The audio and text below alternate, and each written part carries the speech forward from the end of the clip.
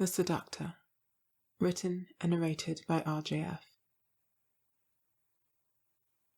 In the hot and humid tropical jungle of Koakucha, a woman walked. This woman, like so many others before her, had been drawn here by the promise of a cave filled with untold treasures. She spent many years researching and preparing for this expedition, and now she was ready. A smile sprouted as the woman scratched the skin exposed by her tattered clothes.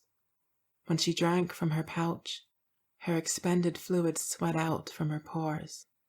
Her eyes painted over the excessive trees and shrubbery, and her ears twitched at the croaks of wildlife. If there were one thing this woman loved more than a good expedition, it would be the riches she would garner from one. Many days had been afforded for this cause, and of finding the cave she was all but certain. But when she did, it seemed she was not the only one who wished to find it. Standing at the foot of the towering stony cave were two men with tents and a fire set up. The woman had worked too hard and come too far to be thwarted by lesser treasure hunters, as she would say. Like with any obstacle that dared to stand in her way, she opted for a direct approach. "Who are you lot, then?" She pointed an intrusive finger. "I might ask you the same," one of the men said, approaching the woman obtusely. "I believe I asked you first." The other man butt in. Now, let's not be standoffish. I'm sure we're all here for the same reason. Instead of rivaling with one another, might we, perhaps, work as one?" The woman was disgusted at such an idea, but she stayed any action, for the alternative would have surely been a fight. These men weren't nearly as cowardly as she had hoped. The first man piped up. "Ugh, that doesn't matter. Aligned or divided, none of us will survive long enough in that cave. I trust you've heard the stories, woman." "Oh, please," she scoffed. "You can't possibly believe such rubbish." "The Seducter is not to be scoffed at." "Honestly, the absurdity is in the name. Any moron with half a brain and an average IQ would know that seductor isn't even a real word." "But it's true," said the other man. "I lost my brother to that creature. A dark day indeed. There exists no one who has ever seen the treasure within the cave's walls. The Seductor is seen to that." The woman rubbed her eyes in exasperation. Even if this hoax were real, the Seductor is merely a woman who seduces men. I am a woman who is in no way attracted to other women, ergo I shall not be seduced. Laughter burst from the first man's breath. "What tickles your lungs?" The woman folded her arms. "Come on, out with it." "You think this has to do with attraction?" the man mocked. "You think the Seductor hasn't taken people of all creeds, women included? You are in over your head, woman." "Oh? And what are you then? I doubt you lot have so much as attempted to enter the cave. I'll have you know that I have never been attracted to anyone in my life. My only love is of a good adventure, and I plan to continue my affair with it, regardless of what you yellowbellies have to say about it." "Yellowbellies? Is that what you think? You're stubborn. That won't get you far here." "Well, I haven't gotten this far by keeping my tail between my legs, have I?" The man breathed a slight chuckle. "All right. If you think you're so tough, be my guest. If you durst tempt fate, go right on ahead." He gestured toward the cave. The woman spat on the ground and said, "I durst." Before she could enter the cave, the second man stretched out an arm, stopping her. "Please, consider the risks.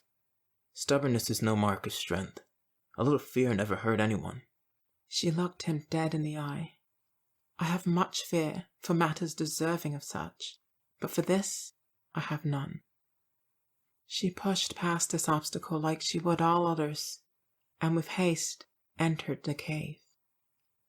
The echoes of her footsteps matched the echoes of the water dripping from the roof of the cave. Her skin was cold, but that could not shake her will. She knew there was treasure here, and find it she would. She had done the research and had the utmost determination. She knew that, in this tale, she would be the exception. The treasure would be hers. She needed only worry about how she would sneak it past those men outside without them begging for a cut of the spoils. All was dark, save for a distinct, majestic stream of shimmering light which danced upon the silky skin of the most beautiful creature ever conceived. This being took the form of a young woman with the wings of a dragonfly fluttering from her back. As she slowly bathed herself in the waters of a glistening cave pool, her wings continued to separate the light into all the colors of the rainbow. Garbed only in the healthy glow of her silky skin, she stood and called to the adventuring woman. The woman who previously lusted so intently for adventure, now lusted for something new. Until she laid eyes on this creature, she had not truly known the meaning of the word beauty nor lust. The being's beauty was so intoxicating that, as the woman approached, she did not notice the skulls lining the cave floors, the eyes of which glowed red and seemed to follow her every move. She was pulled by a lust so powerful that the dead bodies scattered around the cave, with bites taken out of them, went unnoticed. Her heart thumped, her breathing slowed, and she didn't realize that the pool encasing her love was not of water, but blood. When close enough, the winged one caressed the woman's cheek with a light touch. She gifted her but one kiss, then backed away, motioning for the woman to follow. Together, they bathed in the glistening red waters. The woman was granted one final kiss until she too contributed to the vibrant reds of the pool. It would not be much longer until the two men from outside would fall to a similar fate, so typical of humans. I imagine they would be heartbroken to discover that there isn't, nor has there ever been, any treasure within these walls. They're associated so greatly with greed.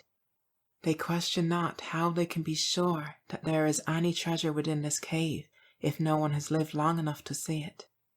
They would much rather question the obstacle to said treasure, the truthfulness of one called the Seducter. I may not be of this world, but I assure you, I am real. Take it from me. After all, I did craft the ruse that brought so many to my cave. So long as there is greed, so long as there is lust, for as long as humans continue to care for that which they do not have, more so than that which they do, I shall forever flourish. For I dine with seduction, I dally with lust, and most of all, I dance with greed.